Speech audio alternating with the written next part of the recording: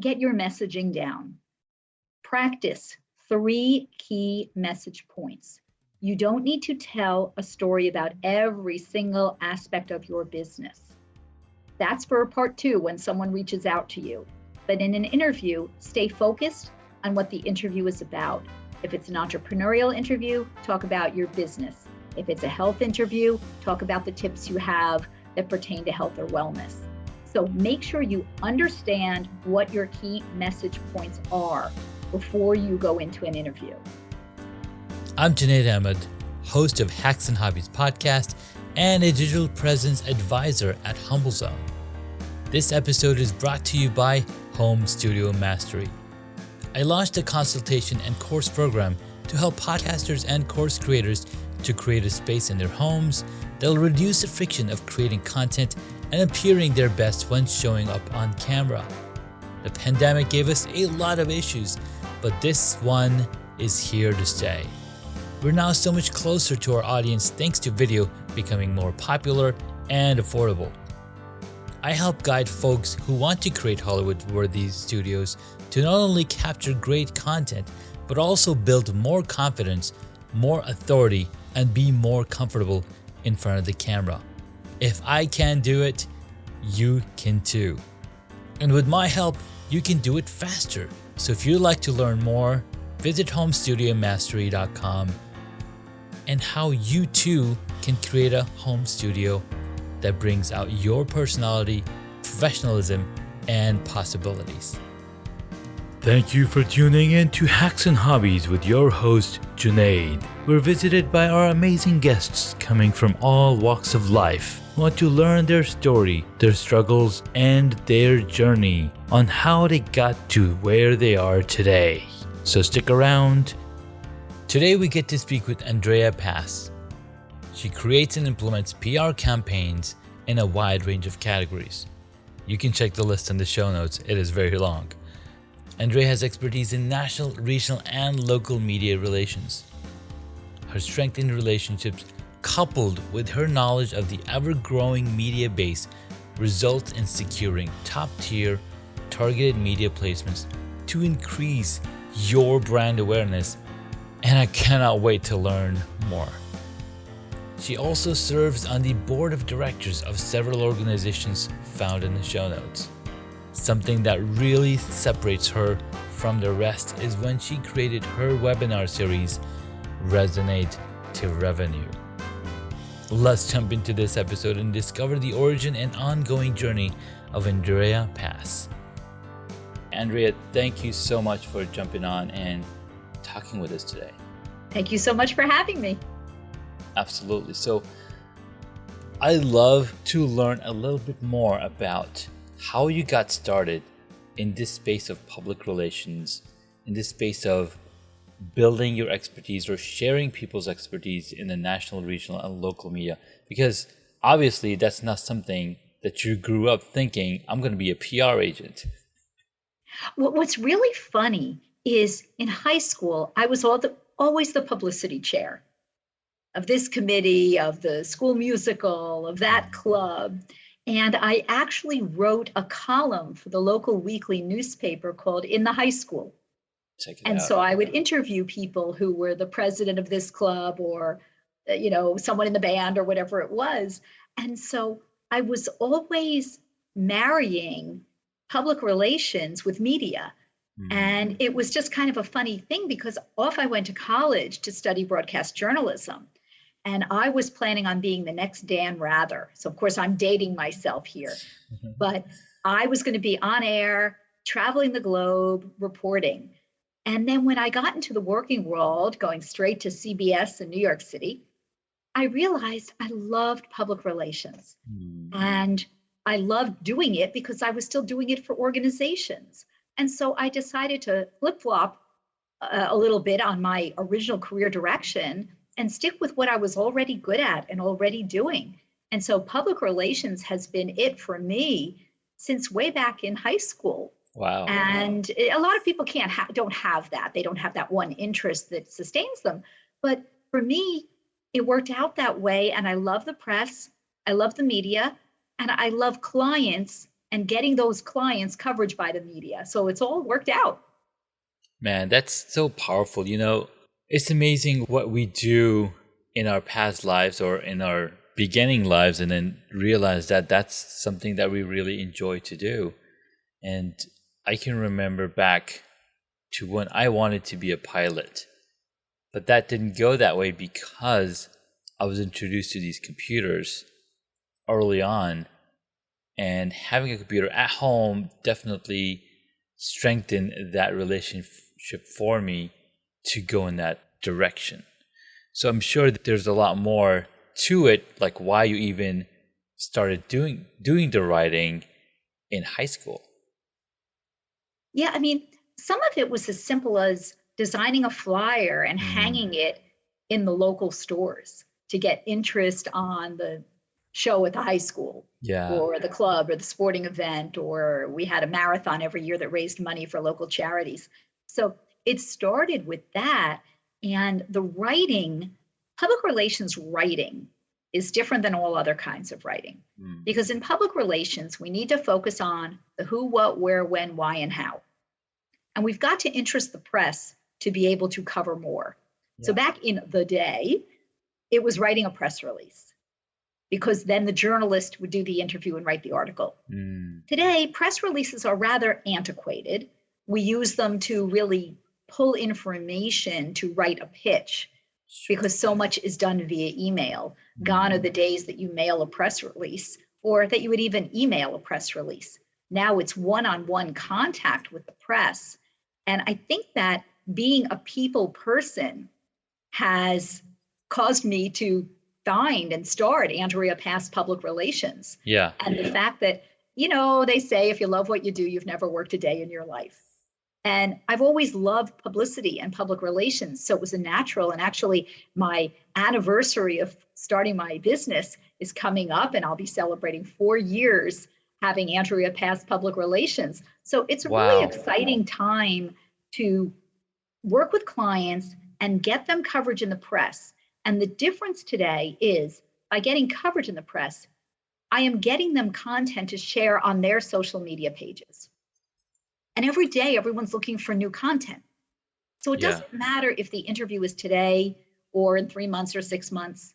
You can use that information and repost it a number of times. Because if it's general evergreen information, not targeted to a specific date, then that information and that content can be used over and over again. So public relations should be part of every business's marketing mix, whether you're a solopreneur, an author, or a large corporation. It doesn't matter. Wow, Andrea, that is really amazing to be able to being able to bring attention to their expertise, right? Because we are experts and we suck at selling ourselves. So you help them bring the best out into the role. And they say, referral is the best way to the riches, I guess. I don't know. And that truly makes sense because the more that you are out there and reaching different audiences, the more you're going to grow, as a business, as a person. And you can't always produce content that's your own because people are skeptical about that. And that's the difference between advertising and public relations. In an Mm, ad, you've bought that, you've paid for that, you've designed that. So, of course, you're telling the audience all the things you want the audience to know. But in public relations, there is someone interviewing you, there's someone speaking to you, there's someone bringing out different information and choosing what information to share with their audiences. And those media outlets, those are reputable media outlets reaching targeted audiences. So by having someone else interview you and talk to you, like you're doing today with me, that's it's right. reaching a different audience and it's giving you that opportunity to share your knowledge.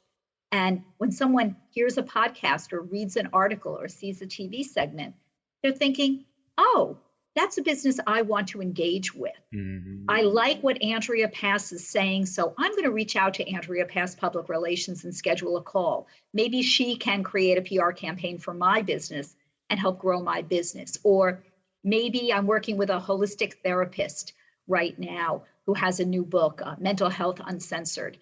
And maybe she's the right person for a teen that needs some mental health care. So it really just depends on the client and what they do. But there's a target audience for everything. And you've got to be out there in order to reach that audience, to grow your brand, increase your relevance, and drive sales.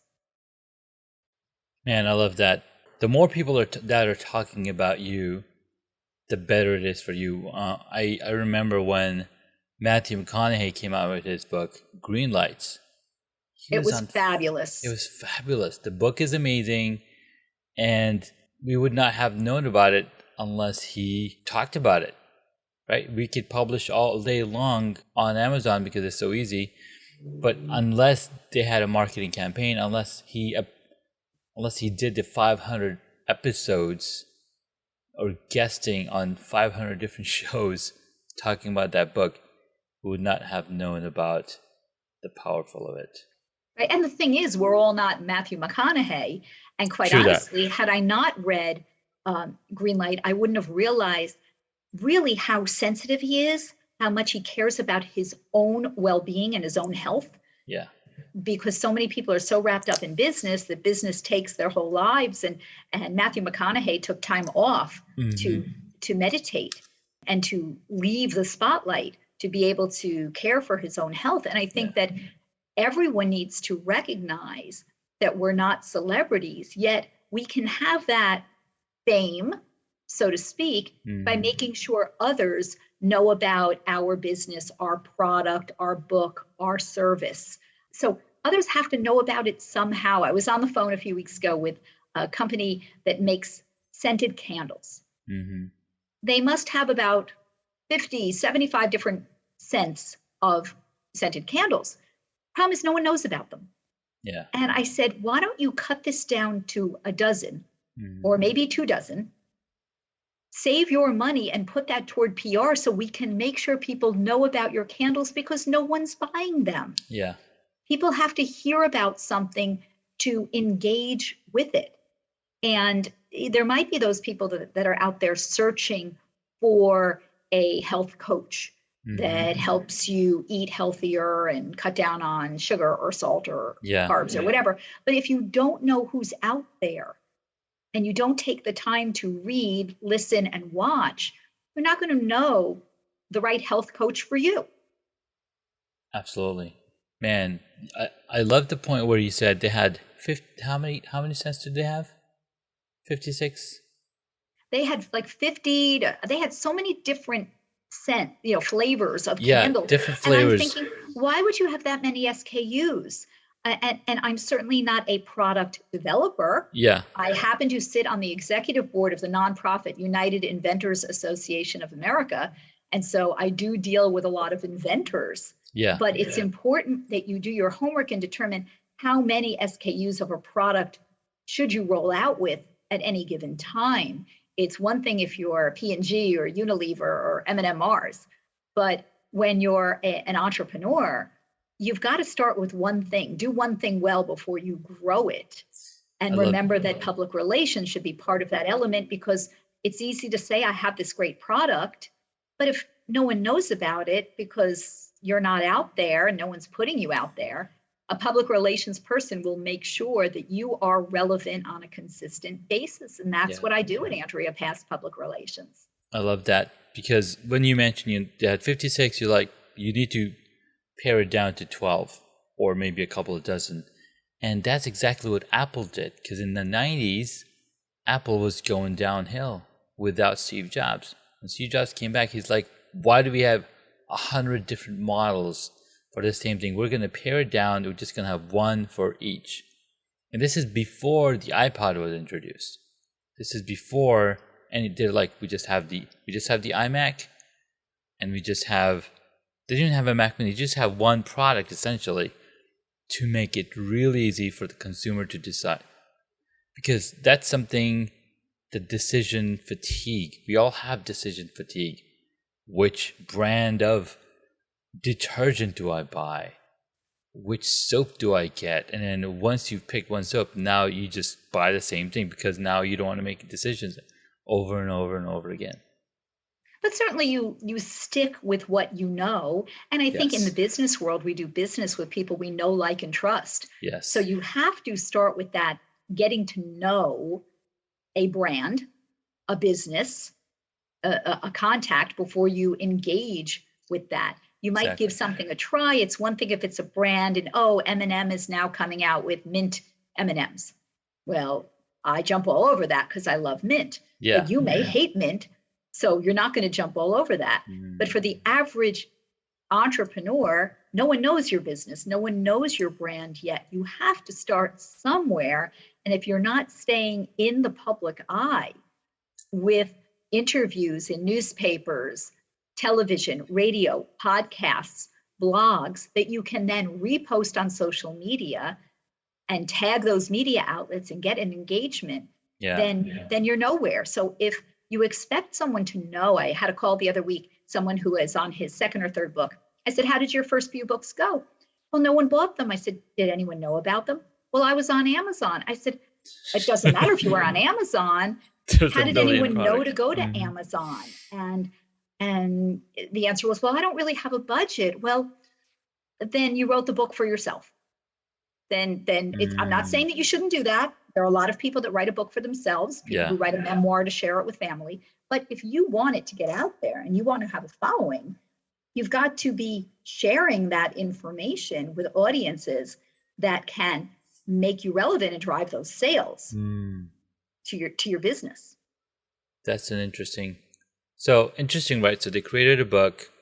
What are they expecting out from it, right? And what kind of budget can they expect to have?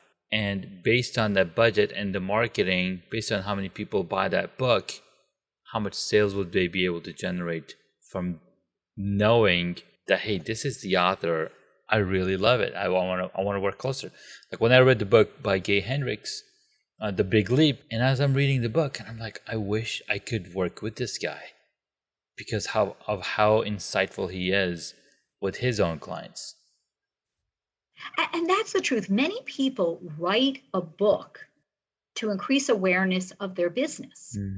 So some people are writing a book because they've got a book in them and they want to write a book, mostly fiction. And some people are going to become famous with their fiction books, but there are so many fiction books out there. Yeah. Nonfiction, most people are writing a nonfiction book to increase awareness of their business. I have a client, Guy Powell. His book is just coming out in the next few weeks called The Post-COVID Marketing Machine, giving you those tips on marketing in a post-COVID world. Wow. But his goal is that you're going to learn from his book. You are going to be educated from the post-COVID marketing machine, and that you are then going to reach out to Guy Powell and hire him to do marketing for your company. So that's keeping in mind, and I look at Kerry Cooper, holistic therapist. She just wrote this book, The Mental Health Uncensored.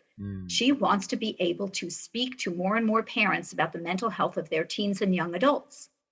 And so by writing this book, will take her beyond her local therapy practice, which happens to be in North Jersey, to a national platform where people will be able to hire her as a therapist or hire her to come speak at events to teach parents things they need to look for to help their children for their mental health. So each nonfiction book has a bigger purpose in the scheme of growing a business, growing a brand, and staying relevant.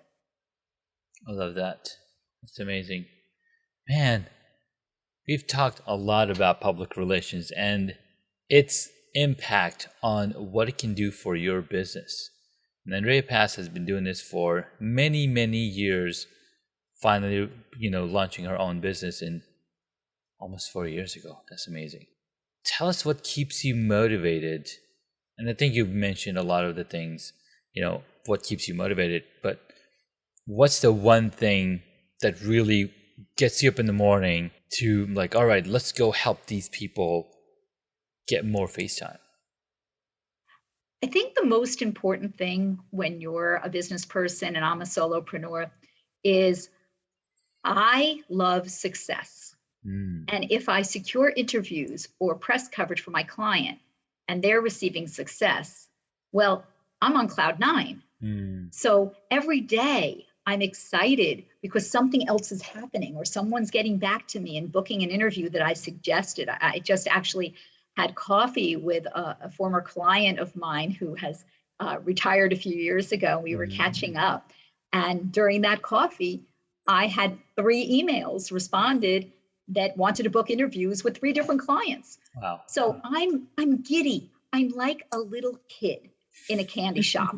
When I secure press for my clients and my clients are pleased with my work and they see a return on their investment, then that's what I get up for every day. And that's what really matters. It was interesting. A number of years ago, I had worked for a PR firm. And unfortunately, I had a bully boss. Oh my God. But I went to a lecture by Mitch Albom, who wrote Tuesdays with Morrie, The 7 People You Meet in Heaven. He's an ESPN commentator, sports for the Detroit Free Press. So I went to this lecture at a local university. And Mitch Albom said, and I'm paraphrasing here, at the end of your life, a client's not going to remember that you saved them thousands of dollars or that you won an award. At the end of your life, people are going to say, I really liked that person. You know, that was a good person. Yeah. Whether it was I liked socializing or I liked working with or whatever. And that really was my aha moment to move jobs and to do more for myself, because I realized people do come back to me. And they're coming to Andrea Pass Public Relations because I'm doing what I said I was going to do. Yeah. I'm getting the job done. I'm staying in touch. I'm being honest with clients about goals and what can and cannot be achieved. And I think that that's what matters and makes you happiest with what you do. I had someone call me up, Andrea, write an article and get it in the Wall Street Journal. Well, that's not how it works. The Wall Street Journal has their own reporters. They're not looking for little old me. And this particular client was not publicly traded. It was a small company who said to me, but I have 150,000 followers. And I went on the social media pages. There was no engagement. None. No one was hitting like. No one was making a comment. So you obviously bought followers. And the Wall Street Journal's not impressed by that. But this person did not want to do any press because they thought they were so famous, they don't need to do press. And I don't know anyone who knows this person or this company. But if you think you could do it yourself or you don't need press, okay, your prerogative. Right. I had someone else who said to me, I'm going to hire an intern. Okay. Your intern is not going to give you what someone who has experience in the public relations world is going to give you. But I think that the same way I wouldn't do my own dental work or do my own plumbing, cutting my hair, you go to a professional. And so when it comes to public relations, you go to Andrea Pass Public Relations, and I'm going to tell you what we could do, what we can't do, what's realistic, and how we get the job done. And that's what makes me happy each day. I love that. I love it so much. This is very inspiring. Thank you so much for bringing so much inspiration to the world. Guys, it's been so awesome talking with Andrea Pass on the conversation about brand awareness, reputation, and you know, it's all about showing up in the right places with the right messaging, and that's what Andrea Pass helps us do that. So after the break, we're gonna get 3 hacks to take away from Andrea Pass. So hold on to your horses. We'll be right back. I'm Junaid Ahmed, host of Hacks and Hobbies podcast and a digital presence advisor at HumbleZone. This episode is brought to you by Home Studio Mastery. I launched a consultation and course program to help podcasters and course creators to create a space in their homes that'll reduce the friction of creating content and appearing their best when showing up on camera. The pandemic gave us a lot of issues, but this one is here to stay. We're now so much closer to our audience thanks to video becoming more popular and affordable. I help guide folks who want to create Hollywood-worthy studios to not only capture great content, but also build more confidence, more authority, and be more comfortable in front of the camera. If I can do it, you can too. And with my help, you can do it faster. So if you'd like to learn more, visit homestudiomastery.com. and how you too can create a home studio that brings out your personality, professionalism, and possibilities. Hey guys, welcome back to the episode. We've been speaking with Andrea Pass, public relations. She's an amazing PR human being.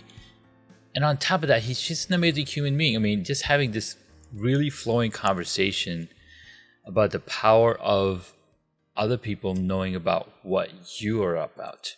And I learned this early on, especially learning from Pat Flynn, podcaster.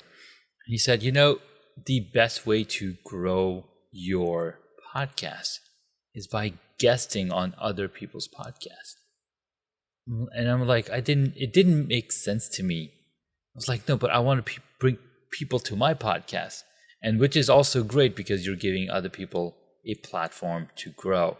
So thank you so much for sharing so much wisdom and value. I believe you have 3 hacks to take away for my audience. Yeah, I've got to come up with those 3 hacks, but I think the first one is to get your messaging down. Practice 3 key message points. You don't need to tell a story about every single aspect of your business. That's for part 2 when someone reaches out to you. But in an interview, stay focused on what the interview is about.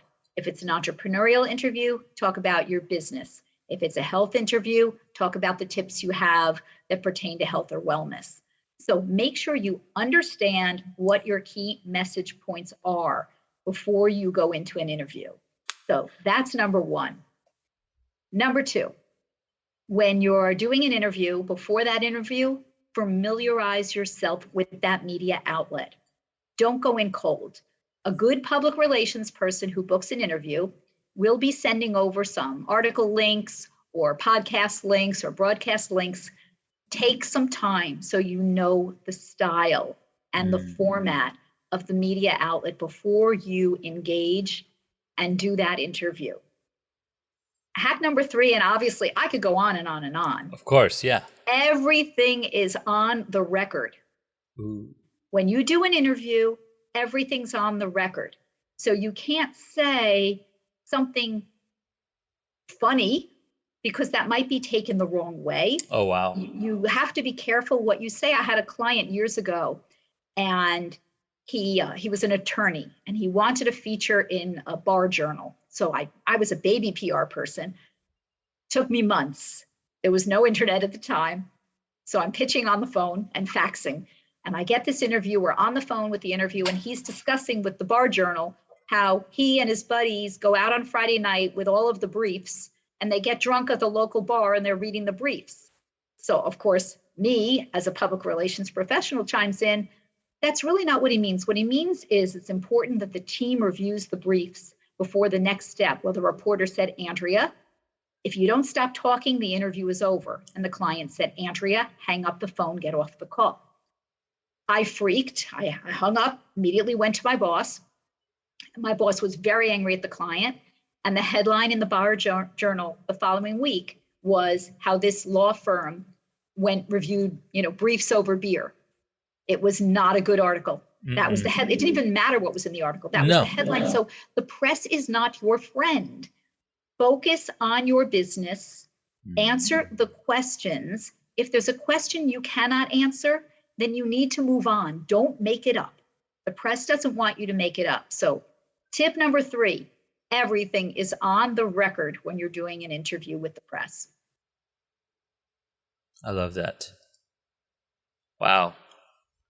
It's almost like saying, don't say dumb things on your social media because it's on record. People are going to quote you on that, and it's not going to be good publicity at all. And sure, they say in the movies, any publicity is good, good or bad publicity is good for you. That's not the case. Not in this real world. No. I think that it's really important that you understand how to get a positive story out, but there are times there's something negative. A product didn't work and there's an issue with the product. It had to be recalled. Okay, we have to confront that. How do we do a crisis communication statement? What's the solution?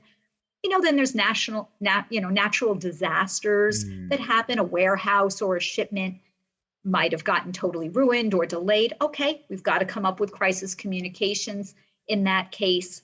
But spend time talking to your public relations professional about the statement. Someone is suing you.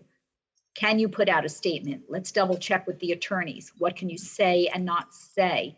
So be careful with your communication style and always turn to your public relations professional. And I have many clients who turn to me for things that don't necessarily fit under our discussion, but they're things that I can help them with in the right wording to make sure that you're presenting yourself in a certain way, in a certain light, and getting out there with the press. I love that. Well, thank you so much, Andrea. Make sure that you've got your messaging right, you know what you're talking about, and everything's on record. I love it. All right, so at this point of the podcast, the episode, we'll have to jump into some really quick questions. And it helps brings out what I think is our fun side of fun.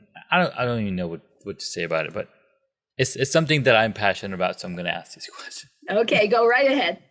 Awesome. What is the one hobby that you wish you got into? Well, I'm hoping to get into pickleball. All right. Okay, that's like growing in popularity, and I really want to learn how to play pickleball. So in the coming months, that is one of my goals, is to start a new hobby and learn how to play pickleball. I love that. I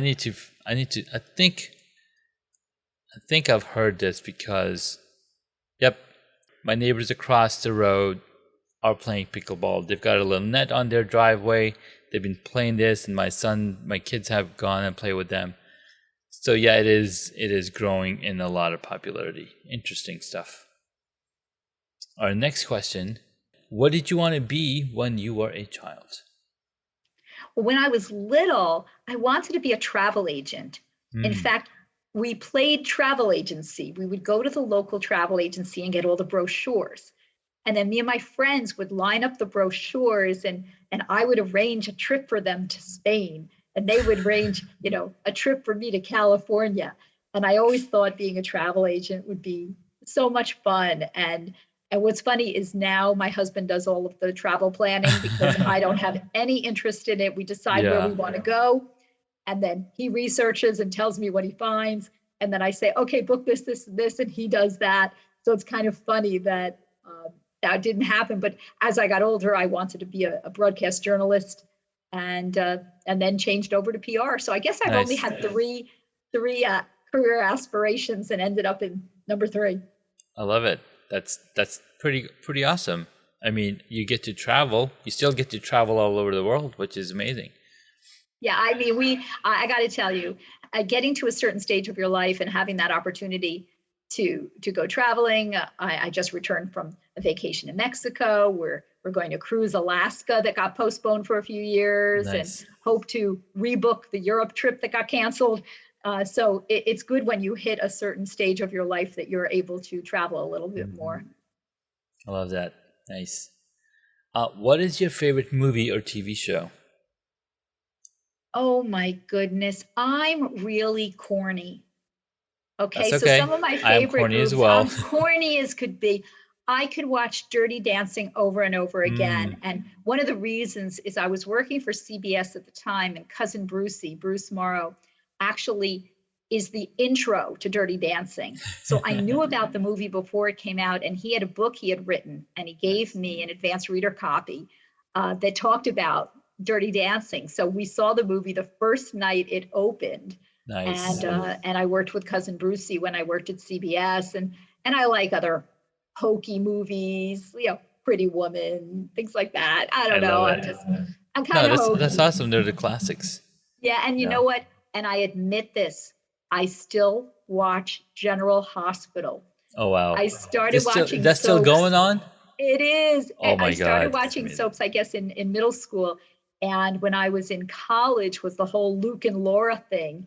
And I missed the wedding because, there was no such thing as a DVR or a VHS, or there was nothing taped back then. Yeah, and I couldn't drive fast enough from the student center back to my apartment to see Luke and Laura get married. But to this day, my sister and I still watch General Hospital and talk about it to this day. So it's a guilty pleasure.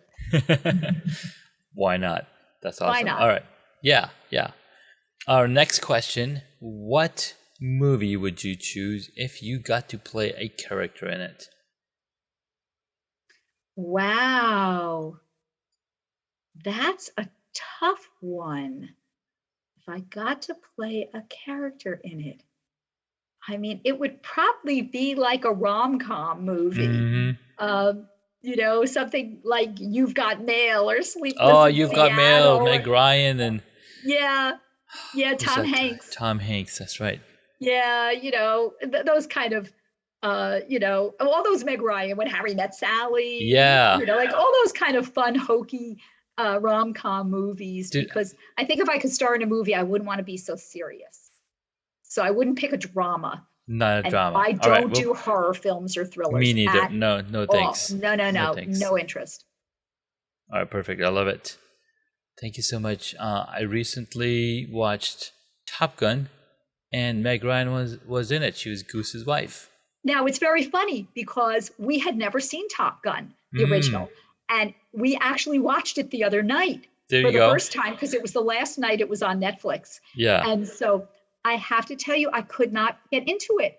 And I was playing Wordle, Quirtle, Foodle. I was playing every single game on my phone, and my husband was enjoying this movie. Yeah, and it's a guilty pleasure for us guys watching those dog fights and whatnot.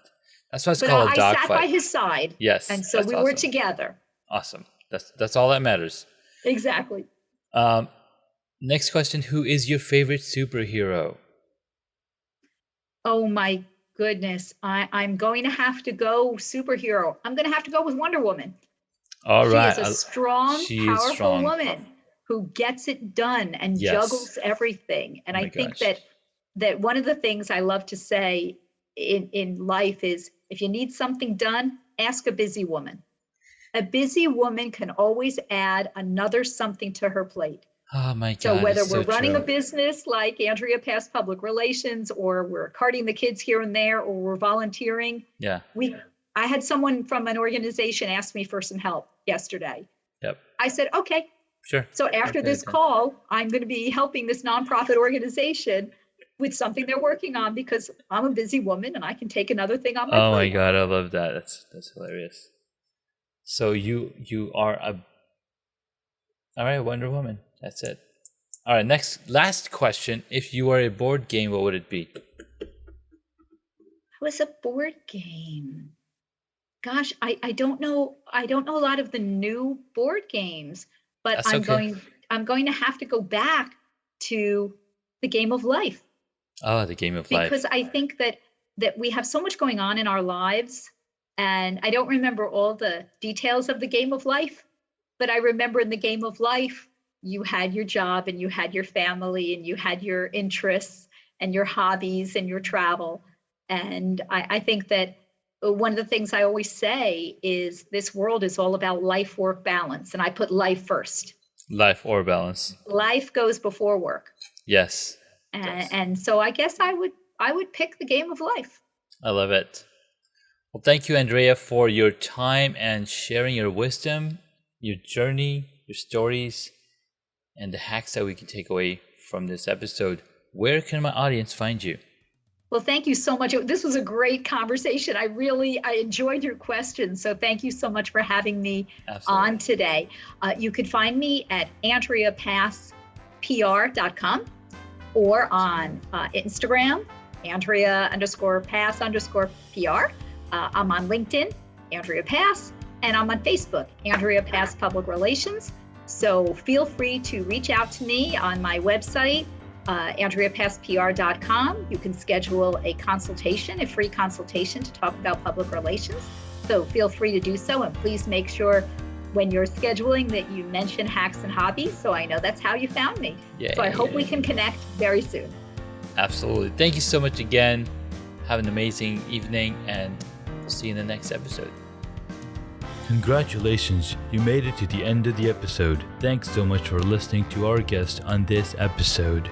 Please send me an email at junaid@hacksandhobbies.com to tell me what you loved about our guest today. You could find links mentioned in this episode on the hacksandhobbies.com website.